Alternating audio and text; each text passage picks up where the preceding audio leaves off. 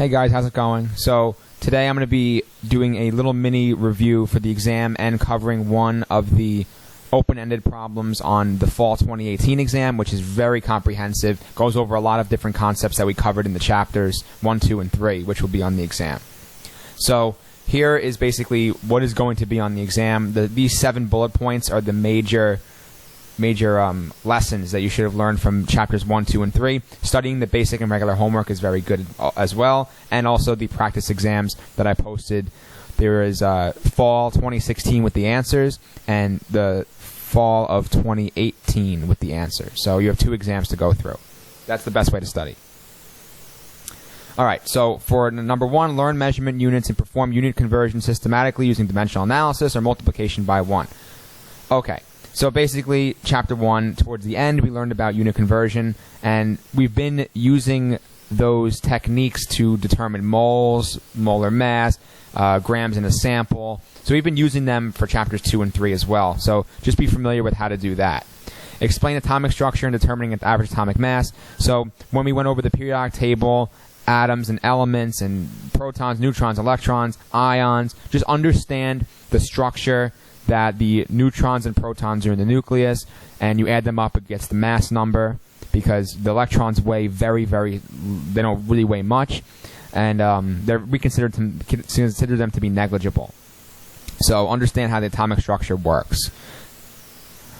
Learn use the periodic table to predict charges of atoms. So we went over this in chapter 2 and chapter 3, where we looked at the periodic table. Group 1A is +1, Group 2A is +2, Group 3A, aluminum and gallium, are +3, Group 7A, the halogens, are -1, 6A, oxygen and sulfur, are -2, and 5A, nitrogen and phosphorus, are -3. Don't really worry about 4A being the carbide ion, things like that, -4, because that comes up. It's good to have that in your knowledge, but it's not something that you should be pressured to study. Okay, next, understanding the mole concept, convert mass into moles and vice versa. So that was in chapter 2 into chapter 3. We learned how to do that, and we were using that to solve more complicated problems like we see on the right-hand side here, which we're going to get to in a few minutes.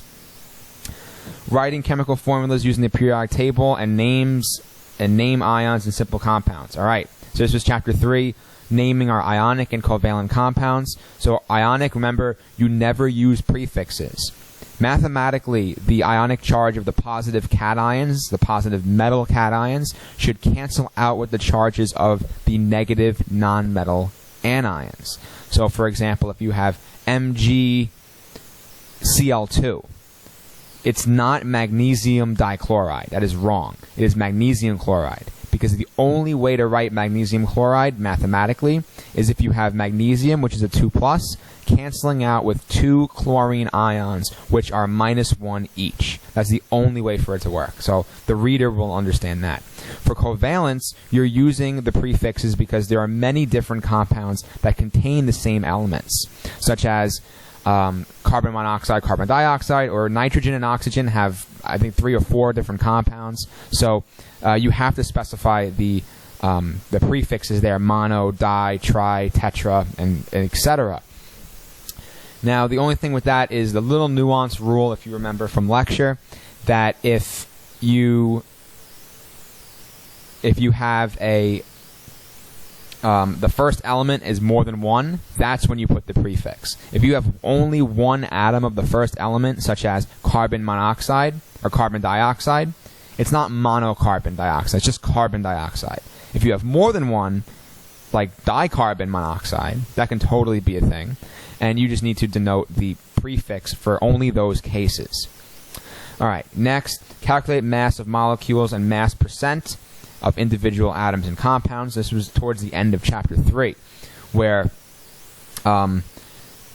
using the molar mass and using a mass of the sample, being able to calculate the mass percents of each individual atom. And this goes into calculating moles and then using the strategies that we learned to determine the empirical and molecular formulas for compounds. So that's remember you find the moles of each atom first, or you convert the percents to grams, convert the grams to moles of each atom, or each element, then divide by the lowest number of moles, and then multiply the entire ratio of those numbers by a whole number if you need to, in order for all 2, 3, or 4 of those numbers to be whole numbers. Okay, so density, ions, so polyatomic ions that you should know.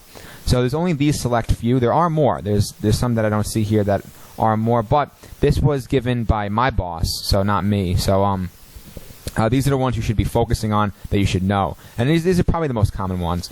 So ammonium, NH4+, it's one of the only polyatomic ions that we learn that has a positive charge. So it's actually a non-metal cation, which is pretty weird, but based on what we learned.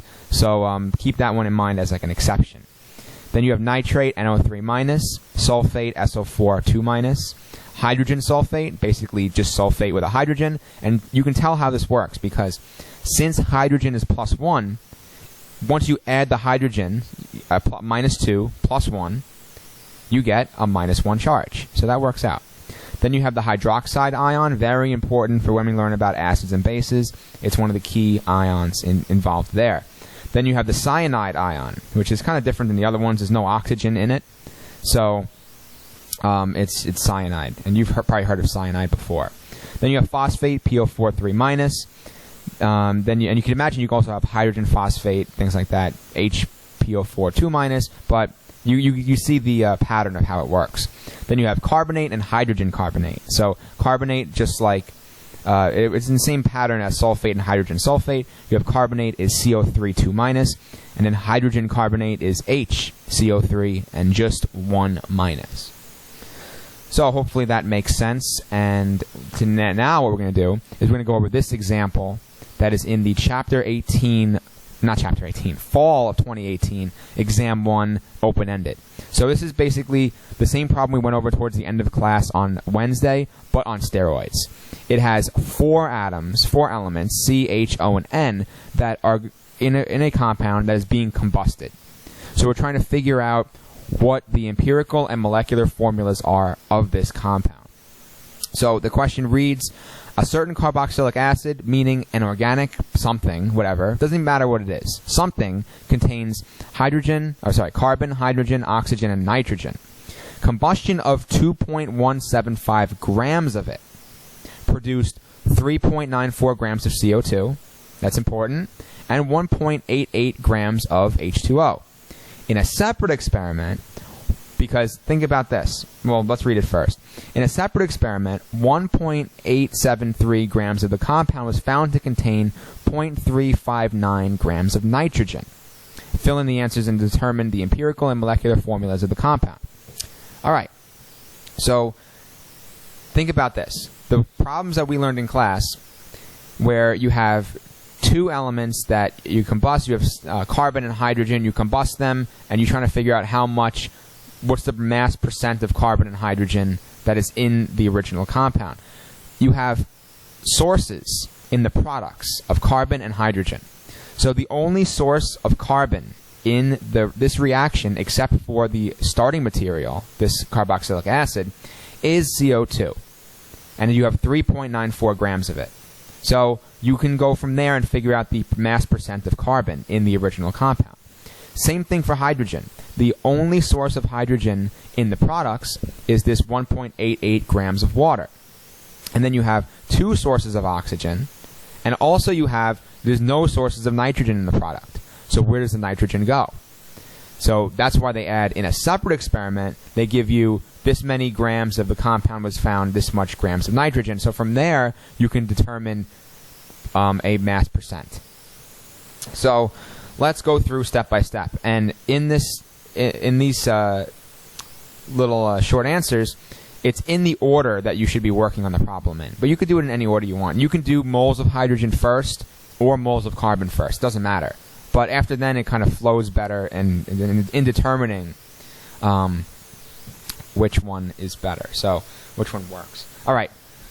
So here's our reaction up on the top left. Here you have some combination of C, H, O, and N plus O2 yields CO2 plus H2O. So first, let's determine the moles of carbon in the sample. So we know that the only source of carbon in the product is 3.94 grams of CO2. if we convert this to moles of CO2, we get, let's see, grams divided by 44 grams per mole, because the molar mass of CO2 is 44, we get 0.089 moles of CO2. Okay, so let's just make, I want to double check that's right. 3.94 divided by 44. Yep.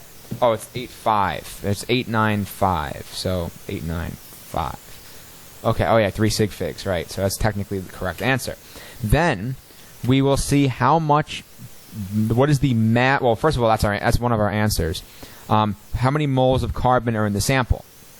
Now, there is this many moles of CO2. That's what we found first. But looking at the ratio of, in other words, how many carbons are in each molecule of CO2, it's just 1. So if you have 1 molecule of carbon, or sorry, 1 molecule of CO2, it contains 1 atom of carbon. So it's a 1-to-1 ratio. So this means that there is, by extension, 0.0895 moles of carbon, which is our first answer. And I'm going to bold underline that. Okay, so then let's just keep going. I'm not going to write the different steps out. I'll just talk them out. So next, we're going to use this number, and we're going to determine the mass of carbon. 95 moles of carbon times the molar mass of carbon, which is 12.01 grams per mole. And this equals, I will determine it right now, 0.0895 times 12.01. And you get 1.07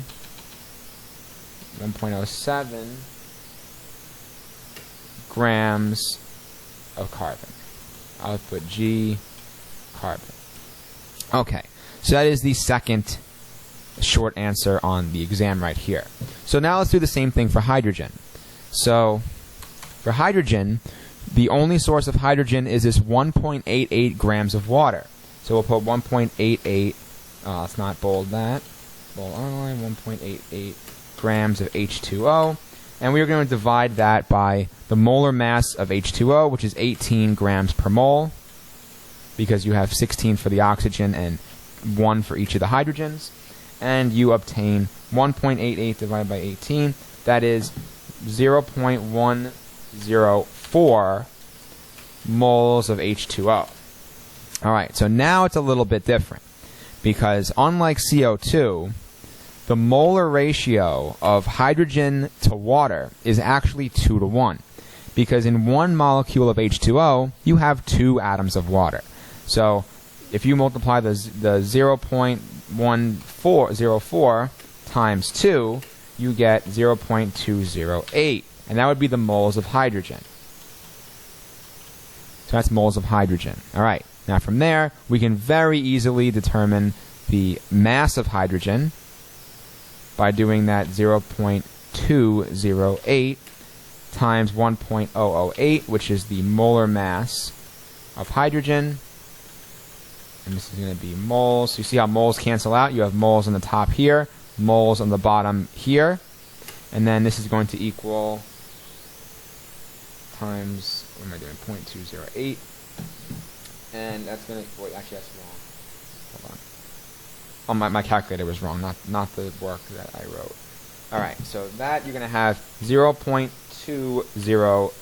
well, 0.210 if you want to round to 3 sig figs. And this is going to be grams G hydrogen. Okay, good. So we're getting there. All right, next.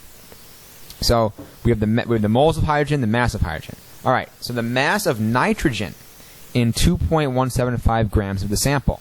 All right, so the only relationship we have with hydrogen is that in a separate experiment, 1.873 grams was found to contain 0.395 grams of nitrogen. Okay, so there's many different ways to approach this. So we can figure out a lot. What we can do is we have a mass percent from right there. So we have the mass percent. If we just do 0.359, or I'll underline 0.359 divided by 1.873, that will equal 359 divided by 1.873. That's an equal 0.192 or 19.2% nitrogen. So we know that there's 19.2% nitrogen in the compound by mass. Also, we can figure out well, that's all we really need to know for this part.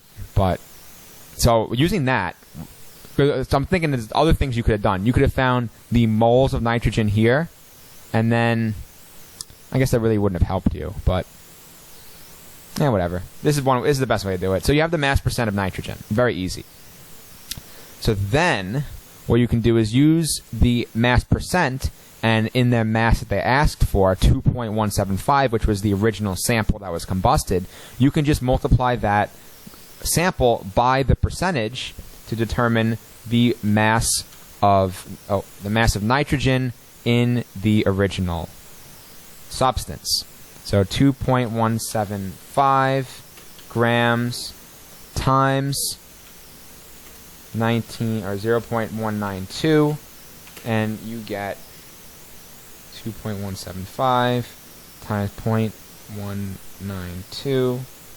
You get 0.418. This is going to be grams of nitrogen. Grams of nitrogen. Okay, good. All right, so we have that. So then we have the mass of nitrogen in 2.175 grams of the compound.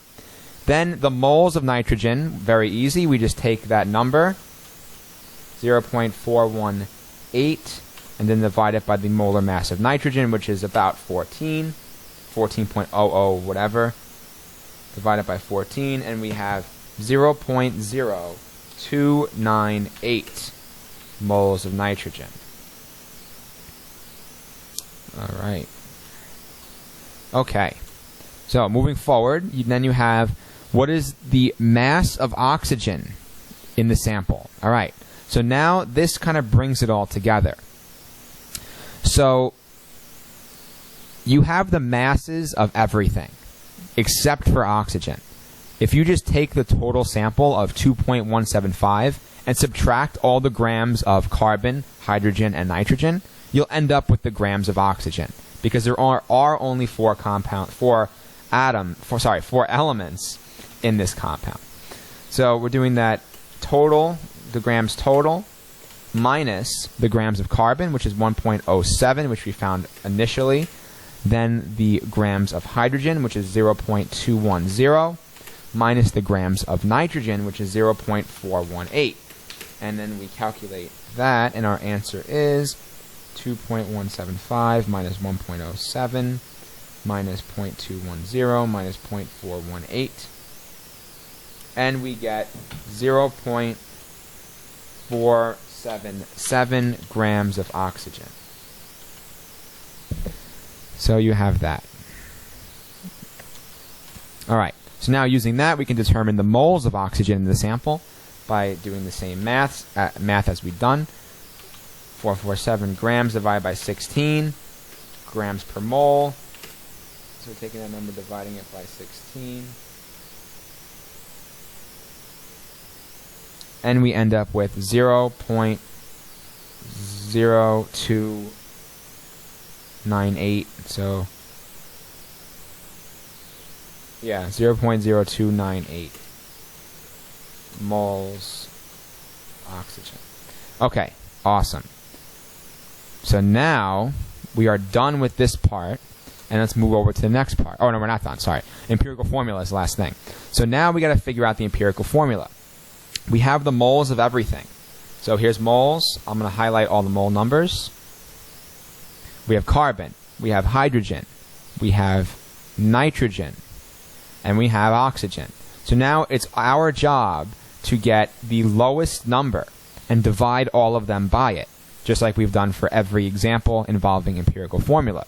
So the lowest number is two of them, actually. Nitrogen and oxygen are tied with 0.0298. This means that they're going to have the same number of atoms in the compound. Also for the empirical formula, obviously, because it's all multiples of each other.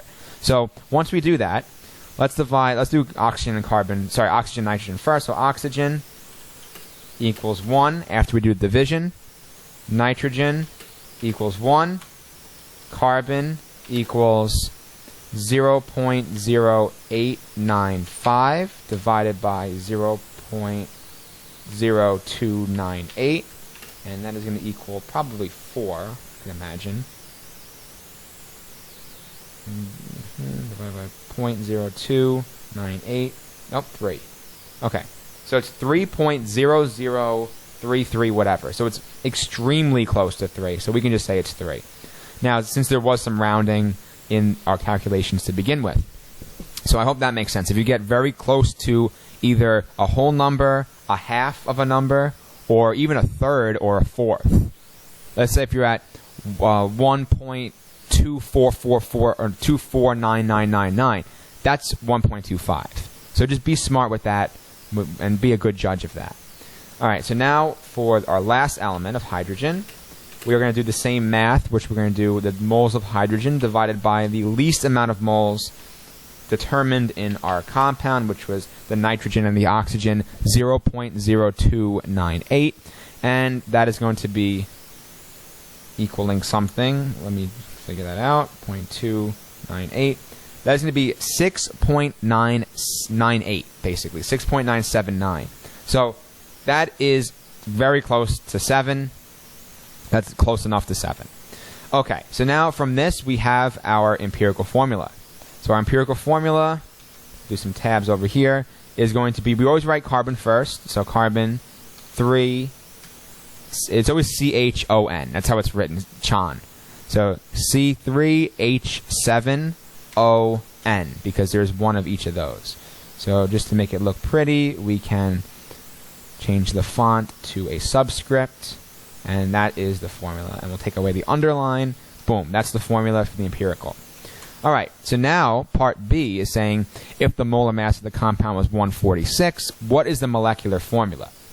So we talked about this last class, and basically saying that the empirical formula is a subset of the molecular formula, meaning we want to figure out how many times the molecular mass of the empirical goes into the molecular. So let's first figure out the empirical formula molar mass, and we can do this very easily.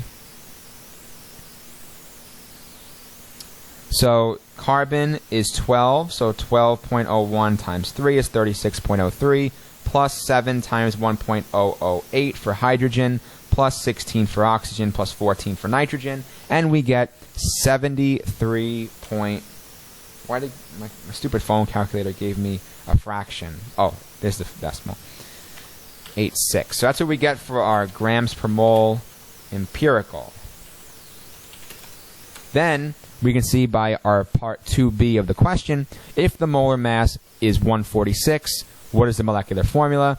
And you can tell that 73 goes into 146 probably exactly twice. So let's just do that math. 146 divided by 73.086. And let's see. And it's not exactly twice, but it's very, very close, because we did some rounding in the initial steps. I got 1.997, so it's about approximately 2. So what that means is we need to multiply the empirical formula by 2. So it would be C6H14O2N2. So that's your answer. Okay, cool. I hope that was a lot clearer than the first time I went through the example in class. So that is our answer. All right, good. And then on the periodic table, you'll get that on the exam, and everything else is good. Okay. So like I said, during class, I'll be in the Zoom room at before or around like 8 o'clock. So I'll be there for an extra hour if you have any questions. I'll be doing work, so like I'll just be there. I'm not going to have my camera on, but you can totally come in there, ask me questions, or we can go over some of these problems on the practice exams. So all right, good luck, and I'll see you guys on Monday.